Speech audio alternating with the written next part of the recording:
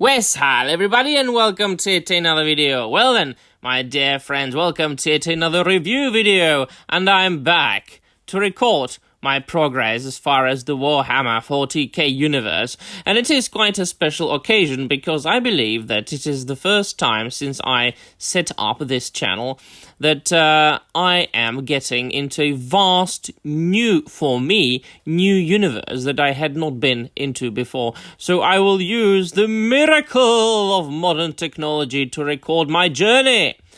And because a lot of people out there are complaining that, there is no good entertainment to be had today.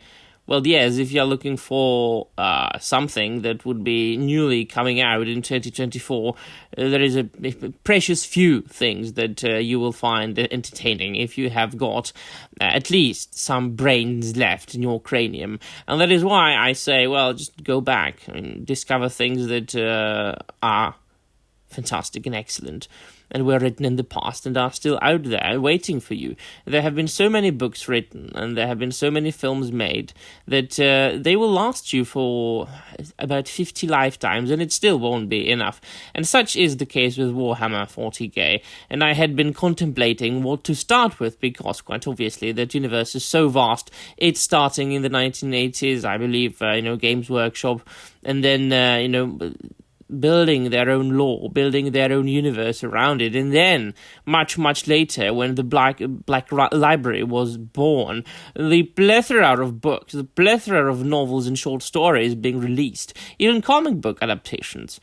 And so I said to myself, well, so as usual, I will not ask anybody and just go by the instinct. And I went for Eisenhorn, by Dan Abnett's Eisenhorn. I bought the Omnibus editions, which contains, you can see on the screen, a version that contains Xenos, Malleus, and Hereticus.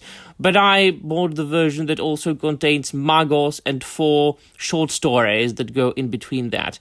I downed the book in about 2 weeks, and I couldn't be more excited. Now, I do recommend the Eisenhorn Omnibus to everybody who enjoys detective / science fiction / grimdark futuristic genre. Now, as far as genre goes, I've been thinking about that. People might be arguing as of what genre Warhammer 40k is. Is it a fantasy? No, it isn't, because there is like the other Warhammer Fantasy. Is it science fiction? Possibly, could be explained like this. But myself, I like to think, when I think about science fiction, I like to think about a story being set in the primary world, but containing some sort of, scientifically impossible things as of this moment, which means that they might be possible in the future, or something, as I said, scientifically extraordinary, such as Philip K. Dick was writing about, H.G. Wells, Isaac Asimov, and so on and so forth. And so I would say that it has developed its own genre, like the grim dark, I might say. We might call it space opera, really, because it's really like adventures in space in the 41st millennium. Nevertheless, let us get to the matter of hand. The Eisenhorn Omnibus, or those 4 books and those 4 short stories, are about the Gregor Eisenhorn, the Inquisitor of the Imperium of Man. As I said many times on my channel, the Warhammer 40k universe might be the best storytelling I have ever encountered. Now, you know that I am a lifelong Tolkien fan, and I hold him almost as a god, but Tolkien is a constant. Tolkien is an evergreen. We all know and we all agree on the fact that Tolkien was probably the founding father of modern fantasy as we know it. In the 20th and the 21st century, fantasy, of course, is a genre that goes as far back as the first folk stories, the first myths being born. But it's said that, Tolkien and his storytelling and his world building, we know, it's like the creme de la creme. But other than that, Warhammer 40k, this futuristic, grim dark universe in the 41st century, when there is this vast imperium of men constantly struggling, constantly in battle with the warp, with the chaos, with the demons and the dark lords, and the Imperium being divided into, of course, quite obviously, different strata, like the army, the navy, quite obviously, Spice Marines, and then, like previously the Primarchs, and the Emperor himself, and then you've got the Inquisition, and then you've got the different agents, and there are stories about like each and every single of these groups, and I chose the Inquisition as my first, and it suits me. The Eisenhorn Omnibus, the first 3 stories are great in that you don't need to know anything about the universe. People are afraid to go into Warhammer 40k because, well, it's such a vast thing. I don't know where to start because I'm afraid that I will be lost. I won't know any of the lore. Well, you don't need to know anything going into Eisenhorn. It will be explained to you quite sufficiently. They will. Dan Abnett tells you enough, all that you need to know, the basics. To understand the world in which these 4 stories are set. And now the spoiler section is coming. So for those of you who haven't read the books, go leave and read them immediately now. Just turn off the computer now, right now. Go, leave, buy the books and read them now, right now, and then come back. Right. So, tracing the story arc, the character development, the character story of a man who is one of the greatest, one of the most proficient, one of the most respected inquisitors of the Imperial Inquisition, and his journey from being almost a Puritan into being a radical is quite fascinating. You can really see the progress of Eisenhorn and him becoming what ultimately most of the Inquisitors encounter. Most of, it happens to most of them. Like, they are quite obviously fighting the warp, fighting the chaos, trying to, suppress the demons, banish them, defeat them.